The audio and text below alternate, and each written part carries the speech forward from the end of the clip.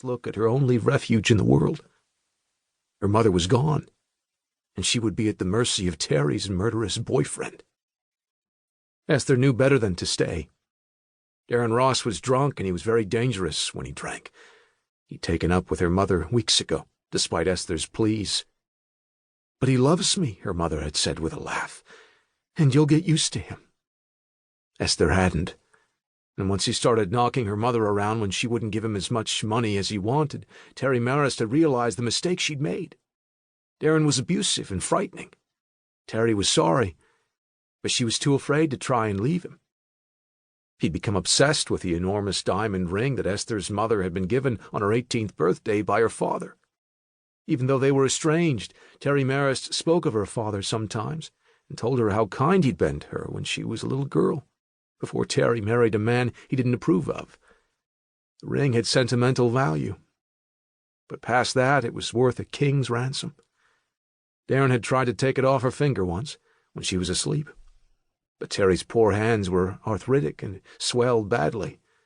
He'd been sure at the time that all Terry had would be his one day, so he'd found an excuse to give her about what he was doing.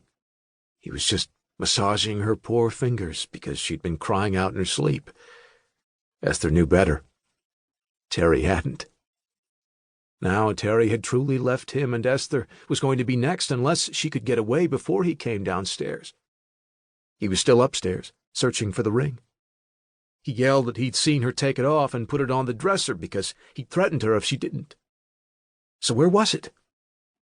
That explained why Terry had it hidden in her hand. Esther had given her mother one last anguished look, grabbed her coat and purse off the coat tree, and ran out into the snowy night.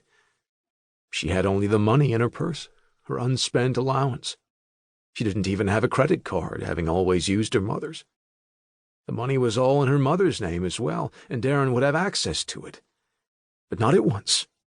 He wouldn't know that Terry had cut up her credit cards so that Darren wouldn't have access to them, soon after they'd arrived in Aspen.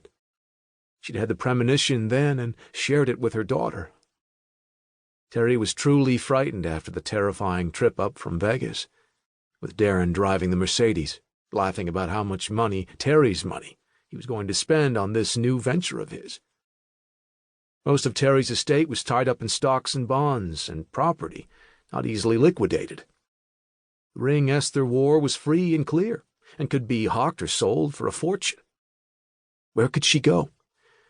She was 23 years old, and she'd never worked a day in her life. She'd been pampered, taken care of, her every desire fulfilled. Her mother's great wealth had cushioned her, spoiled her. If her mother had only loved her. Well, over the years she'd managed to accept the neglect, while the housekeeper Agnes had shared holidays with her and been a wonderful substitute mother. Esther's mother was perpetually in search of the right man, so there was a succession of them in the villas she kept both in the United States and other countries. Esther had learned quickly to stay out of the way. Her mother didn't like having a grown daughter. It interfered with her vision of herself as a young and beautiful woman. Despite the facelifts and spas and couture garments, her age was getting hard to hide. When she was at her lowest ebb, cast off by a younger lover, she'd met Darren Ross, and it had all started to come apart. Even the slight affection Terry had felt for her daughter was suddenly gone in the passion she shared with Darren.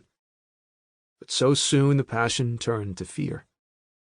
Darren drank heavily and used drugs and had very expensive tastes. Terry became a hostage to his desires. Along with her, Esther, too, became a victim. And now her mother was dead. She was cast adrift in a cold and frightening world, with no family. Her mother had mentioned a grandfather. But who was he? Her mother spoke once of a falling out she'd had with her remaining parent over her choice of husbands when she'd married Esther's easygoing, gambling father. Her father was long dead, but the feud apparently remained. Esther knew her grandfather's last name, but not where he lived, because she hadn't been told. She couldn't go through family albums or correspondence because those were in the main house back in Los Angeles, where Terry and Esther had lived. Esther didn't even have her cell phone,